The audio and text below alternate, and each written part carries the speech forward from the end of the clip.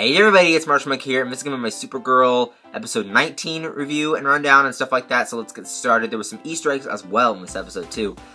This episode was kind of disappointing. It was kind of like up and down, like it's hot and cold. It's like the Katy Perry song all over again. It's like, I don't know what it is about it that just made me, like, it turned me off. By the end of the episode, I was just turned off about it. I loved Gotham's episode, so maybe that's why, because I watched Gotham first, then Supergirl, but it was kind of like, something about it just kind of, like, shut me down. Like, I don't know why, but there was some good stuff in this episode. There was some good stuff about it. I really liked the Martian Manhunter jokes that they did, where he was like a little boy and they were hiding out on the run. Really loved that. The fight between Martian Manhunter and Indigo, also loved that.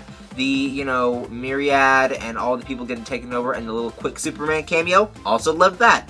Things I didn't like, Indigo and Non scenes, didn't like those. That was just horrible. It wasn't entertaining to me.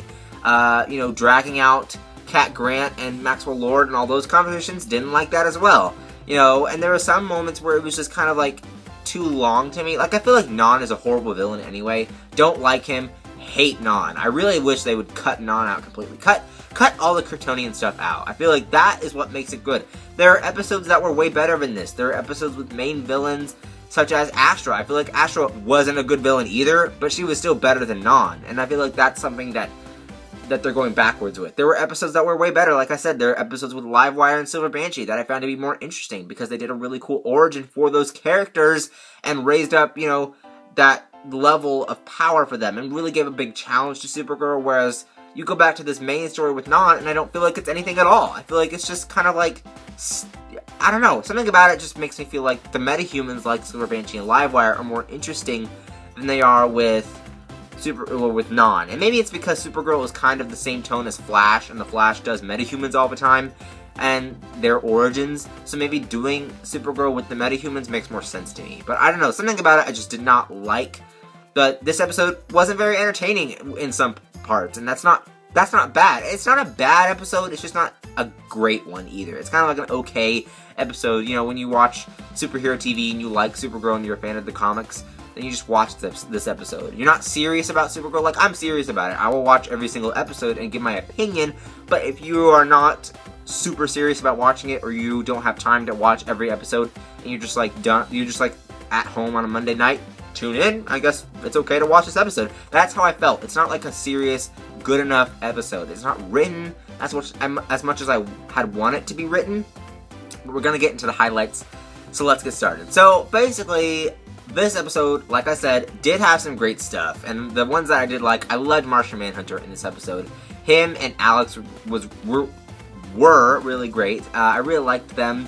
One thing I didn't like about this is that Alex, like, there were a few parts, again, not entertaining, that were a few parts they dragged that on too. I feel like every conversation, every scene was dragged on. I don't know if that's because there was no James, and there was no DEO, and no Win, but I feel like there was so many things that were dragged on, and especially, like, this one isn't as bad, but Alex, I have to help Kara, I have to help Kara, I have to go back, I have to, like, help Kara. It's so annoying. I feel like it was like, just stop. Like, cut Alex out of this episode until the end where she has to fight Kara. That was entertaining. But when she was like, I have to go back to National City and help my sister, that was really bad. It was actually kind of annoying, and it was in a nuisance to me, because it's like, she is saying, oh my gosh, I have to go back and do this specific thing, and like, at the same time, Martian Manhunter's fighting her the whole time, and it's like, what is this resolve? Like, what is this really doing for me? Because it's not entertaining me at all. It's kind of like me just sitting through it. The parts that I did like were when they got back to Kara's mom, and Kara and Alex's mom, and she was asking John all those questions. That was really entertaining. Like, that was funny. Like, you know, how do you do this? How do you morph into this person? How does your body do this? Like, that was really fun. I actually kind of thought it was funny and entertaining. But then when they go back to Alex, and it's like, no. So some parts of this is really cool, really great. Some parts are not. So we're just gonna have to deal with that. So next up, we have Myriad, and, you know, kind of the explanation of that.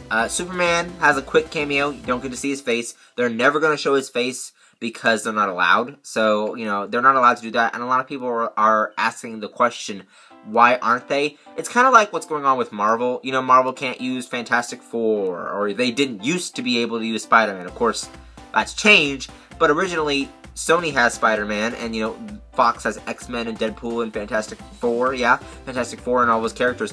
Same thing is going on here. DC just wants Superman to be in the movies and all that stuff, and you know, with that, they don't really want them to use Superman on the show. If that makes sense to you. Like, that's kind of like what I compared him to. And the great thing about the TV universe, I'm calling it the TV-verse and the movie-verse for DC, is that they can still cameo those people, right? I mean, Batman, they can't cameo him, probably because there's no show involving Batman. I mean, there's Gotham, so that's something. But there's no, like Supergirl. Like, if there was, like, a Nightwing show, they could do the same thing, probably just cameo Batman. But, you know, so that's one thing. But when you talk about things like Marvel that really can't use it, it's like, they can't use any Fantastic Four. Like, they can't even mention it, they can't do anything for it. So, you know, that's the brighter side of this, is that they can cameo people. And I love Superman cameos in the show, because it's nice to see him, at least, you know, once in a while. Because it begs the question, why can't we see him? So I guess that if they keep recycling him a little bit more, just kind of like put him in the circle a little bit more, then it'll make more sense, right? So that was really cool too. Really liked seeing that. Myriad has controlled all the minds of everybody. Wynn and James jumping off the building of Catco, that was pretty entertaining to me. I really liked that part. And Supergirl Kara could not save that one last lady that fell, so, you know, that's pretty disappointing. They kind of bulldozed that too. They're like, oh, this girl's dead, and she's like, oh my gosh, I couldn't save her. Bulldoze. It's like, that's it. So, you know, but it makes sense because they had so many other things to do in the episode. Cat Grant, the whole thing about her and the earrings and Maxwell Lord, wasn't digging that either. Like, it wasn't bad at all. I thought it was really pretty good. Better than some of the other stuff in this episode, but it wasn't great too, because they dragged that on too. It was like, they were just like forcing Maxwell Lord and Cat. And I was like, is she a little bit too old for you, Maxwell Lord? I don't know. Something about it just felt weird to me. I did like the Harrison Ford joke, like the Harrison Ford thing, which is like, call back Harrison Ford, tell him I'm not interested, I don't date older men. Like, that was pretty cool too.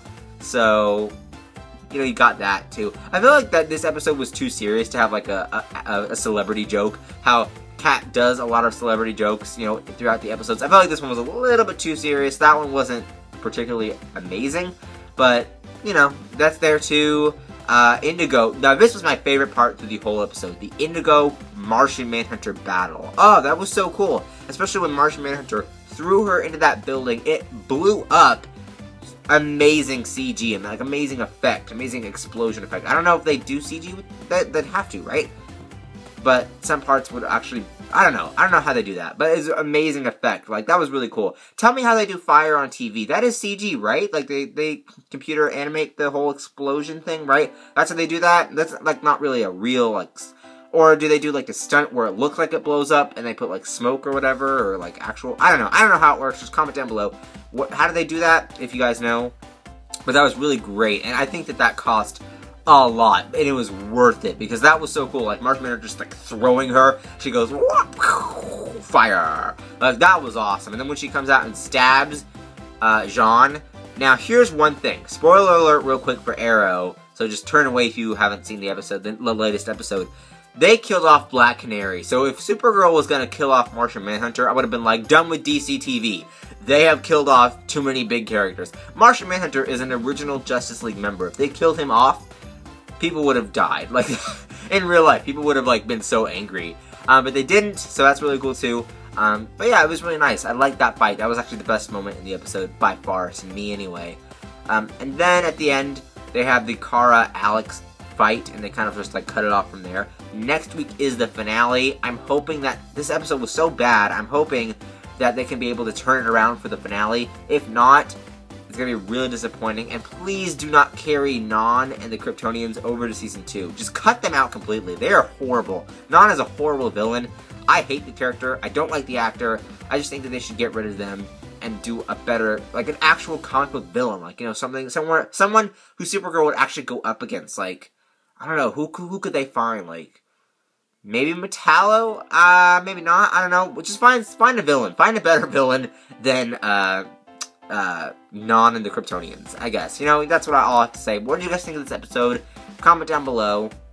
Links up there to my other Supergirl videos. Links down there to my Twitter, Instagram, Vine, vlog channel, and Cindy channel. Don't forget to follow and subscribe those.